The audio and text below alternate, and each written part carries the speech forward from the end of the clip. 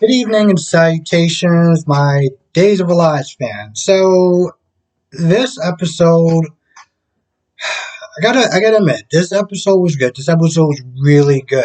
Um, I've been thinking about this whole devil possession storyline and everything like that, and I feel like this is one of those things where it's like I have to cut them a bit of slack for certain things that don't really make a lot of sense. You're trying to put two genres together that I don't know if they really work so well. And it's not so much that I don't believe in, religion, the devil, God, possessions. I believe in all that. The problem is trying to tell two different. It's like trying to put two stories together. You're trying to put something that's a horror theme in a show that is about love and drama and a soap opera. It's very weird. Um, there's been times where I would sit there and be doing these reviews, and I would sit there like, well, this doesn't make any sense. Why didn't this person, why didn't the devil not kill this person? It would be so much a lot more easier. And, some people would sit there and be like, well, the devil can't kill off this person or they can't kill off that person. I'm like, yeah, and that's kind of the problem. Why some of this stuff doesn't work. There's been a lot of times where it just would have been so easy if the devil would just be like, oop, this person's dead, and that's it. Um, Instead of trying to find all these different hoops and everything like that to jump through, it's like it would have been so much easier to sit there and just kill Ben, and then he would actually been dead. But instead, oh, Jake comes over, so we'll kill Jake, and then we'll make him look like he's Ben, and just a lot of other stuff throughout this particular second round of the devil possession people, of where it's like it would have been a lot more easier if he just would have did A instead of going through B and C just to get the same results. But now we're at a point where the devil's about to perform this ritual. Johnny's on the ground, and then Ben and Sierra get there. Now the devil has some sort of force field. I can't think I'm actually saying this. Has some sort of force field. And, Ben is like, oh, I'm going to go and get my baby back or whatever, or something like that. And Charlie's like, I wouldn't do that if I was you. And he tries to get through this force field. And again, this is what happens when you try to put a possession storyline and a soap opera with a TV budget. Okay, let's just put it that way. Okay, I don't know what happens. Next thing you know, he is like teleported somewhere else on the floor, unconscious. So now, Ciara is checking on him, making sure he's okay, he's breathing and everything like that. So now she's sitting there talking to the devil and be like, oh, let my baby go, this, that, and the third. And then out of nowhere, and I shouldn't even sit there and say out of nowhere, but I guess out of nowhere, Ciara gets this white light over her. And, she starts pressing through this force field. And Charlie's like, boss, you might wanna look up. You might want to pay attention to this. Devil sees that and the devil's like, oh, this is impossible. And next thing you know, she breaks through. She breaks through, she gets her baby back, and the light just keeps shining and shining and shining. And, devil's like, get back or whatever. And next thing you know, the devil retreats. Charlie, like the idiot that he is like, what should I do? What should you do? Follow the, follow the damn devil. Like, you're just literally like, well, what should I do? Now, you messed up my fun. I was supposed to sit there and raise that baby. Well, if I can't raise that baby, you can't raise them either. So he pulls out a knife and he's about to stab Ben. Now, Ciara's holding the baby, so she can't just drop the baby or anything like that. She's like, no, don't do it. Next thing you know, Trip comes in there. Boop. I think he used a shovel or something.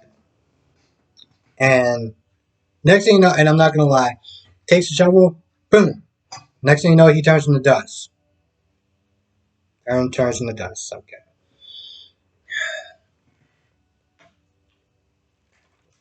You know, when I saw that scene, I was sitting there thinking about.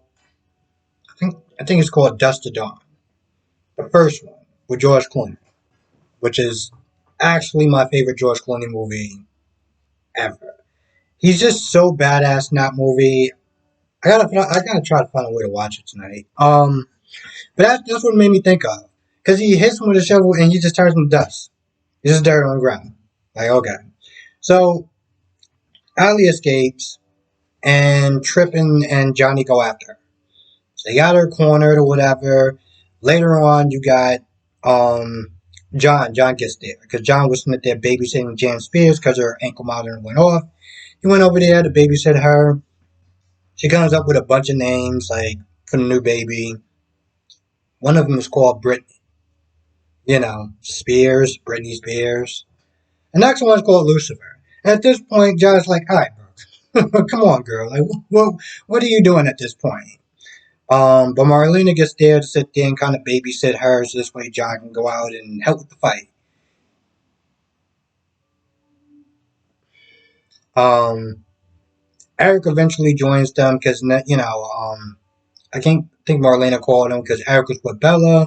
You know, Bella's sitting there talking about Sean and um Jan Spears and the baby and everything like that, and she doesn't know if she can get past it. At this point, I'm just like, Bella, you need to sit there and decide what you want. Because at this point, you're not doing him any favors and you're not doing yourself any favors. The only thing you're doing is constantly torturing yourself. I feel like this is one of those things where it's like Bella's probably going to want to be with somebody different. Because I don't see any other way this is going to work. I really don't. Um. Anyway, I guess at some point Eric gets the call. He goes down there, and then you got them all there. They're all there. You got Johnny, you got Eric, you got Marlena, you got John, you got Trip. I feel like I'm missing somebody. Anyway, they're calling her the devil because now the devil decides, oh, well, I'm going to go on a blaze of glory, so I'm going to burn down this church and I'm going to sit there and kill the host with me. I'm like, what? So let me get this straight. Now your plans of trying to reincarnate yourself into the baby has failed, and now you're just going to burn down the church and kill the host with him. Like, it just seems so like, really? Really? Like, this is your grandstand? This is, all right, well, let me sit there and try another couple of years or whatever, or let me just try a little bit later on. It's like, all right, there's a light there and you can't get to him, and that's it? That's it? Half the time I was sitting there thinking about this. When the light first came and, heaven, you found out later on it was God, whatever. All right. But somehow Gabriel literally said, well, I can't interfere. And I'm sitting there thinking, but Lucifer can interfere with mankind, but you can't because why? You know what I'm saying? I mean, granted, this is just more of the story. This is more of the story that just doesn't work when you're sitting there trying to put these two genres together, trying to put a horror and supernatural into a soap opera. It's another one of those things that just doesn't work. Now, we're going to change the rules because of, well, plot. Okay, sure. Um, so now they corner Ali and they start praying and everything like that. And, there's nothing telling Ali to fight. Hey, your son needs you. Your son Henry needs you. And for a good couple of seconds, the devil gets weakened. But now at this point, the devil's like, oh, I'll snap her neck if you keep going. And I'm like, so we're just gonna keep doing this, right? We're just gonna we're just gonna possess somebody else. You're gonna possess somebody else, aren't you? Yeah, we're just gonna keep this party going. And it seems like he starts to snap her neck a little bit, and Trip is like, no, don't do it. Like, hey. Tells everyone to stop. He's like, you can take me instead. You can take me instead. Now at this point, Trip is just like, regardless of what she did, because Devil's like, oh, well, why would you sacrifice yourself for this woman who didn't even love you, who picked you second best, who cheated on you? And Trip was like, yep, did all that, and I still love her, and I'm still gonna sacrifice myself. And hell, there was one point where the Devil was like, I'm sorry, what? Did you not just hear what I said? Did I run past this whole playlist a little bit too fast for you? You want me to slow it down a little bit? She cheated on you twice, okay? She made you look like a damn fool, and then she was going to sit there and marry you anyway.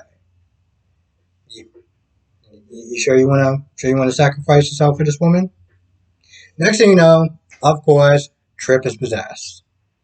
Now, Trip is possessed, and John is not there trying to talk to Trip, trying to get him a snap out or whatever. But at this point, I feel like the only thing that's going to wind up happening is Trip is going to sit there and get weak, and the Devil's going to go on somebody else. And just going to go beep, beep, beep, beep, beep, beep, beep, beep, beep.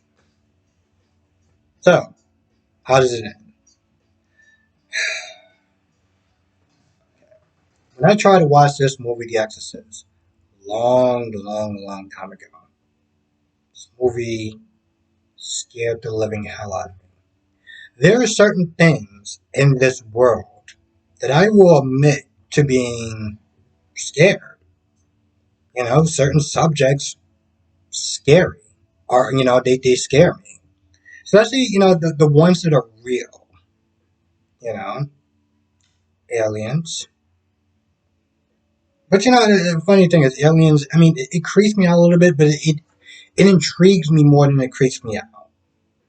Now, the whole possession thing, the whole devil and everything like that that actually scares me.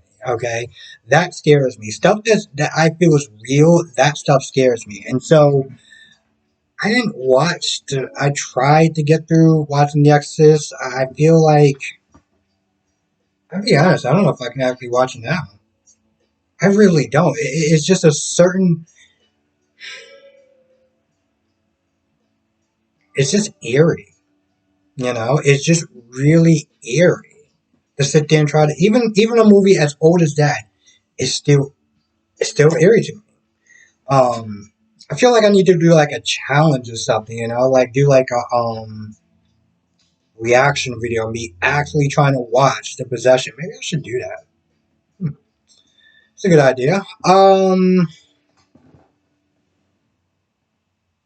even the new one or the latest one, the last one I watched, which was I remember the Exorcist of Emily Rose. Even that one kind of creeps me out a little bit. But anyway, you sit there and wonder how's it end. Now, even though I didn't watch this whole movie, I know how it ends. Trip literally decides to jump out the window of the church with God knows how many floors down. And then we see him, bloodied up and everything like that. And I'm just like, oh, I didn't see this coming. I really didn't see this coming. I really didn't see that coming. But you know what? In all reality, I feel like this is the thing. This is what's going to end the possession. This right there, that moment is going to end the possession. Because I'm going to be honest with you.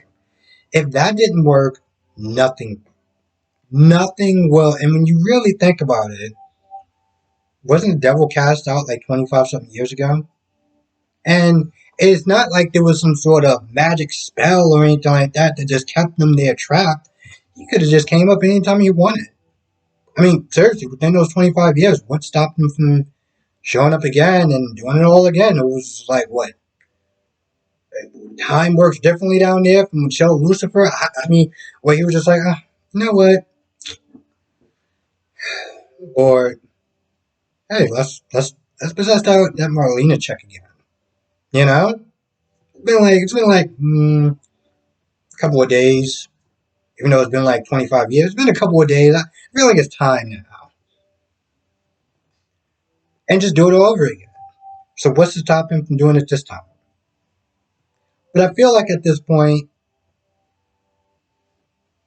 they're wrapping it up, which is fine. It's fine. It didn't bother me really. There was certain, I mean, it didn't bother me like everyone, like it bothered everyone else.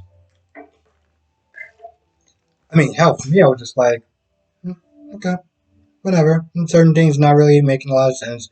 Certain things ain't adding up. But you know what? It becomes more about plot than it does about logic. So, fine. Kayla was there.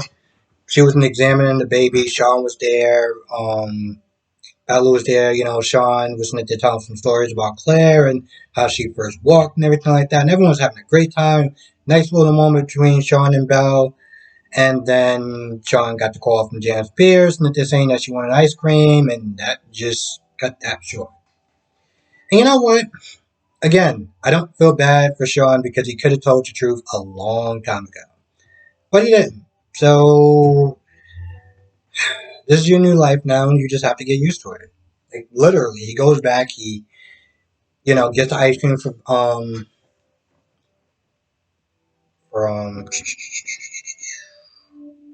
Jan Spears. It seemed like, honestly, to tell you, I'm not gonna lie. At one point, it seemed like he was actually having a moment with her, like where it wasn't just like dreaded torture. He was. She was meant to talk about names for the baby, and she was meant to saying, "Hey, if it's a girl, we'll name her Hope." And Sean was like, "What about your mother's name?" And Janet Spears was like, "Nah, she's kind of a terrible person. Also, I don't really like the name." And they both laughed about it.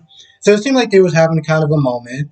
Um, they talked about Ben and Ciara, and how she was happy that they're okay and everything.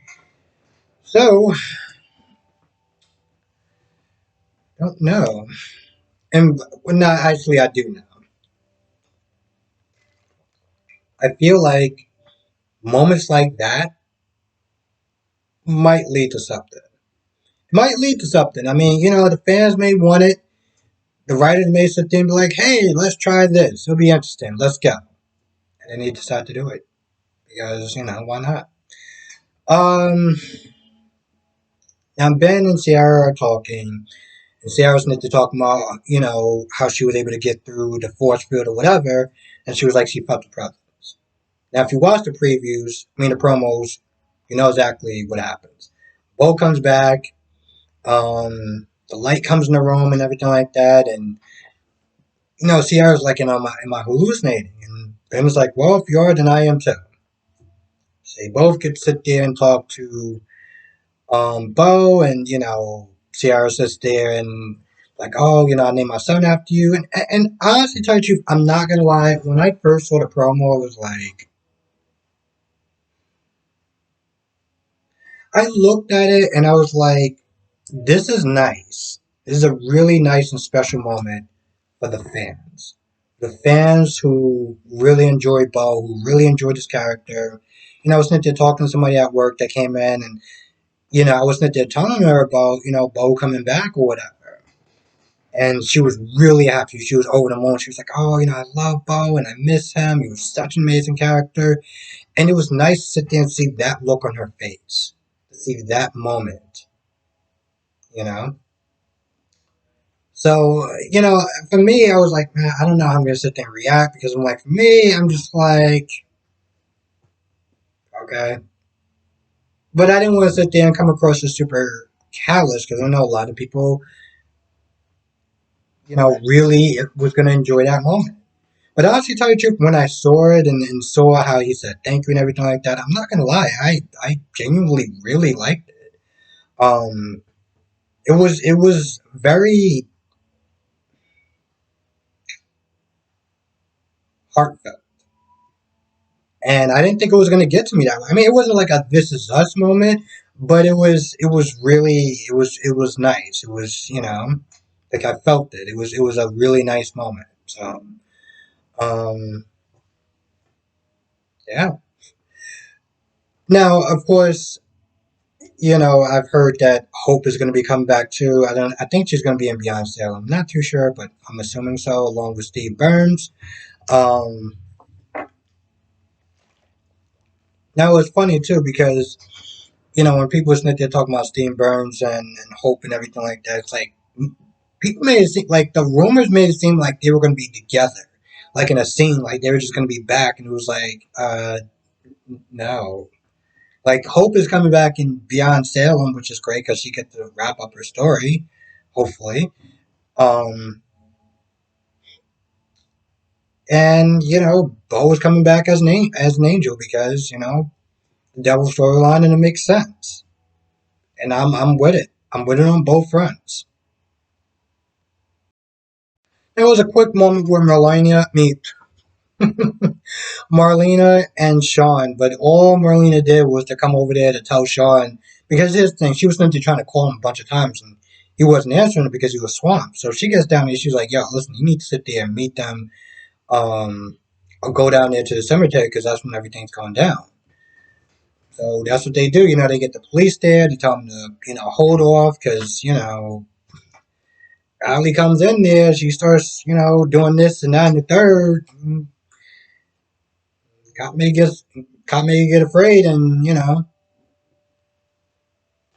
things happen. Just saying. But I feel like that's about it, though. I really do. I feel like that's about it. I think I kind of covered the majority of the episode. So with that being said, I'm gonna go. I want to thank you for watching. Be safe. Let me know your thoughts down in the comment section below, and I will see you in the next video.